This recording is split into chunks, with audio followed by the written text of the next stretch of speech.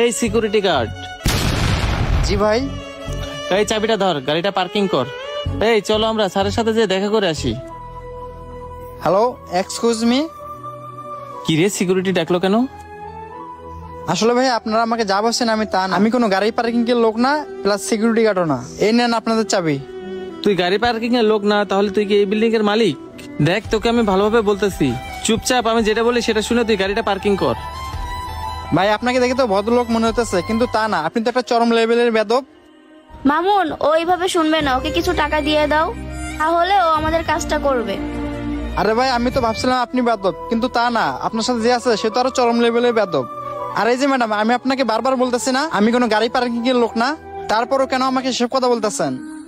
দেখ, আমাদের এমনিতেই অনেক লেট হয়ে গেছে, আমি চাই না তোর সাথে কোনো কথা বলে সময় নষ্ট করতে। শোন, তোর যত টাকা লাগে আমি তোকে দেবো, তবু তুই গাড়িটা পার্কিং কর। মামুন, আমাকে কিছু টাকা দাও তো, আমি বুঝতে পারছি এই ফকিনীর বাচ্চার কি লাগবে। ঠিক আছে বেবি, আমি তোমাকে দিতেছি। এই নাও বেবি টাকা, ওই ফকিনীর বাচ্চাকে দিয়ে দাও। এই নে ফকিন্নি, তোর না টাকা লাগবে, এখানে 10,000 টাকা আছে। এই টাকাটা নিয়ে চুপচাপ আমাদের কাজটা কর। আমি চাই না আমার এত দামি গাড়িটাতে কোনো ধুলাবালু করো। এই ধর, এই টাকাগুলো রাখ, আমাদের কাজ শেষ করার পর প্রয়োজনে তোকে আরো ডাবল টাকা দিয়ে যাবো। এখন সুন্দর মতন গিয়ে